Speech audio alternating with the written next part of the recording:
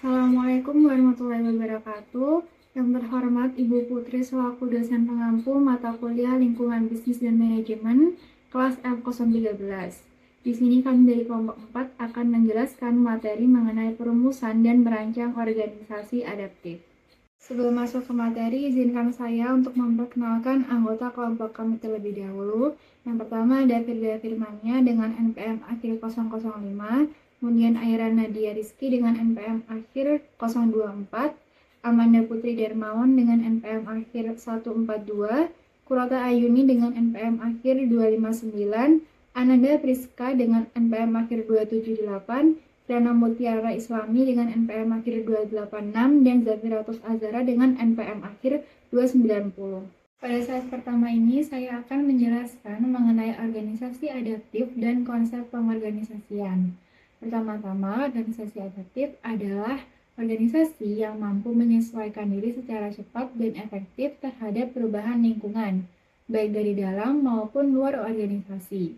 Penyesuaian ini dilakukan melalui strategi, struktur, dan proses kerja sehingga organisasi tetap bisa mencapai tujuannya secara optimal meskipun kondisi terus berubah.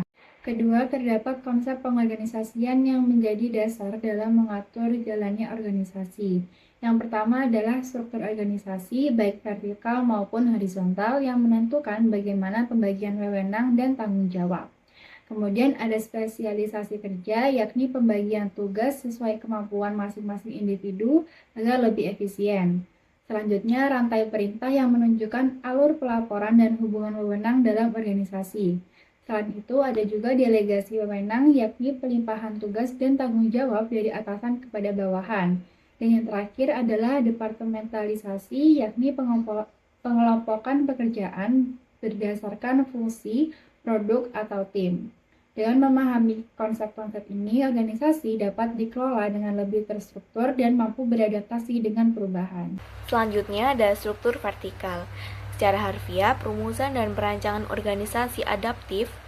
Struktur vertikal adalah proses menciptakan kerangka kerja perusahaan yang tetap memiliki hierarki formal namun dirancang agar tidak kaku dalam menghadapi perubahan. Nah, untuk merancang struktur vertikal yang adaptif, perusahaan harus menyeimbangkan antara efisiensi dan responsivitas. Selanjutnya ada strategi perumusan.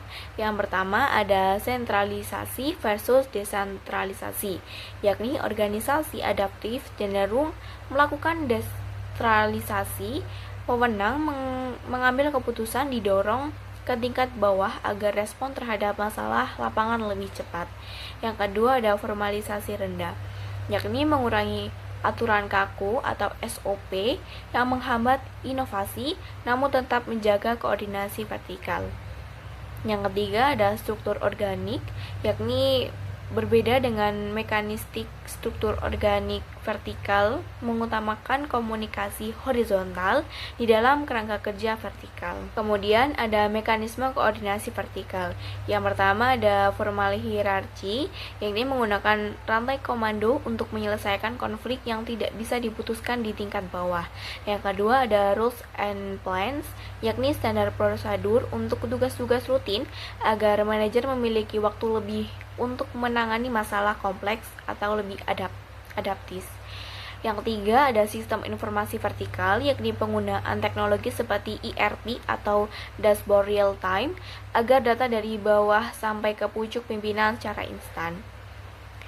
Selanjutnya ada kelebihan dan tantangan struktur vertikal adaptif. Nah, kelebihannya ada kejelasan jalur pelaporan, efisiensi dalam alokasi sumber daya, dan juga kontrol kualitas yang terpusat. Nah, terdapat juga tantangan, yakni resiko birokrasi yang lambat atau silo mentality, dan hambatan komunikasi jika lapisan manajemen terlalu banyak atau struktur. Selanjutnya, kita akan membahas tentang perumusan dan perencanaan organisasi adaptif horizontal. Organisasi adaptif horizontal adalah bentuk organisasi yang dirancang lebih fleksibel dengan struktur yang tidak terlalu bertingkat atau hierarki. Tujuannya adalah organisasi mampu merespon perubahan lingkungan bisnis dengan cepat dan efektif. Ciri utama dari organisasi ini adalah strukturnya yang datar, komunikasi yang terbuka, serta adanya kerjasama antara tim atau lintas divisi. Selain itu, pengambilan keputusan tidak hanya terpusat pada pimpinan, tetapi juga melibatkan berbagai pihak dalam organisasi. Dalam tahap perumusan, organisasi juga perlu menetapkan visi dan tujuan yang bersifat adaptif, artinya mampu menyesuaikan diri dengan perubahan. Selain itu, organisasi juga harus memahami kebutuhan akan fleksibilitas serta menyusun strategi yang sesuai dengan kondisi lingkungan yang dinamis. Kemudian dalam tahap perancangan, organisasi mulai membentuk tim kerja yang kolaboratif, mengurangi birokrasi yang berlebihan, serta memanfaatkan teknologi untuk mendukung koordinasi. Budaya inovasi juga sangat penting agar organisasi bisa terus berkembang dan cepat dalam merespon perubahan. Dengan menerapkan organisasi adaptif horizontal, perusahaan akan menjadi lebih responsif, meningkatkan efisiensi, serta mampu mendorong inovasi dan mempercepat proses pengambilan keputusan. Selanjutnya, desentralisasi dan desentralisasi. Sentralisasi adalah kewenangan pengambilan keputusan yang terpusat pada manajemen puncak. Kebijakan maupun strategi ditentukan oleh pimpinan utama agar pengendalian lebih mudah dan tujuan perusahaan tetap selaras. Contohnya, perusahaan retail besar menetapkan harga, promosi, dan standar operasional dari kantor pusat untuk semua cabang. Lalu yang kedua ada desentralisasi, di mana kewenangan pengambilan keputusan ini dilimpahkan pada tingkat organisasi yang lebih rendah. Hal ini memberikan fleksibilitas agar keputusan dapat sesuai dengan kondisi pasar. Contohnya, sebuah perusahaan yang memberikan kewenangan menentukan strategi penjualan lokal sesuai dengan karakter warga setempat. Baik, selanjutnya adalah departementalisasi, yaitu proses pengelompokan aktivitas, tugas, dan karyawan ke dalam unit-unit khusus berdasarkan kriteria tertentu untuk meningkatkan efisiensi dan spesialisasi kerja. Tujuan utamanya adalah untuk memudahkan pengawasan, menyederhanakan operasional, dan meningkatkan akuntabilitas. Departementalisasi ini dibagi menjadi dua, yaitu tradisional dan inovatif. Untuk tradisional sendiri, terdapat 3 pendekatan departementalisasi, yaitu fungsional, divisional, dan juga matriks. Yang pertama adalah fungsional, yaitu pengelompokan karyawan dilakukan berdasarkan fungsi, keahlian, atau aktivitas kerja yang sejenis. Contohnya pemasaran, produksi, keuangan, dan lain-lain. Di sini keunggulannya spesialisasinya tinggi, efisiensi operasional, dan pengembangan keahliannya lebih mendalam.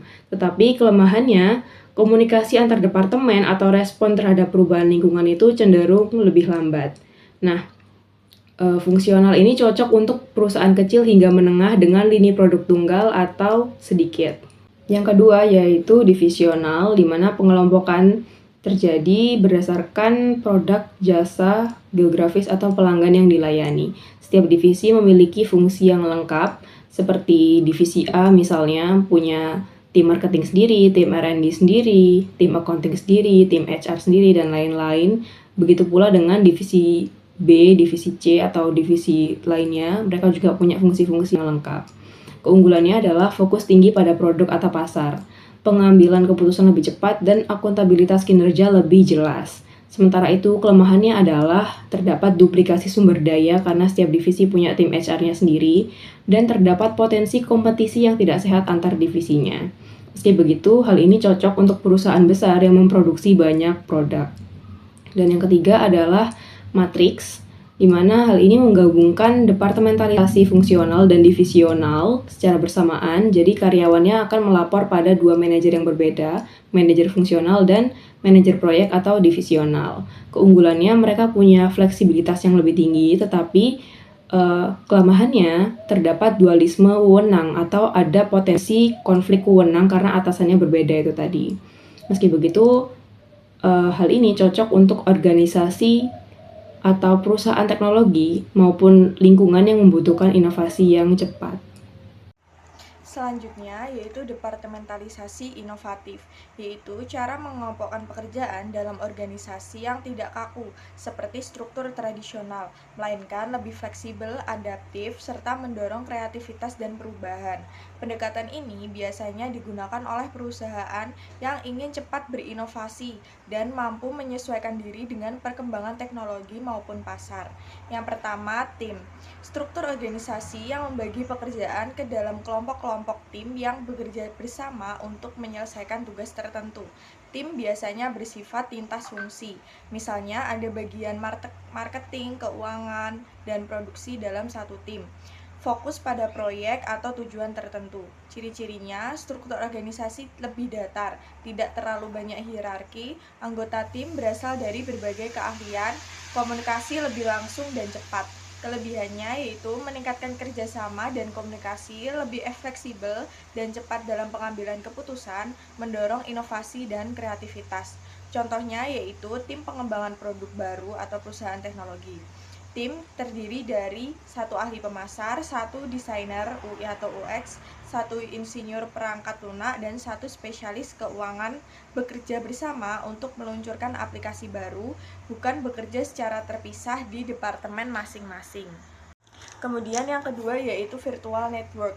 Bentuk organisasi di mana perusahaan inti bekerja sama dengan pihak luar melalui jaringan teknologi tanpa harus memiliki semua fungsi secara internal.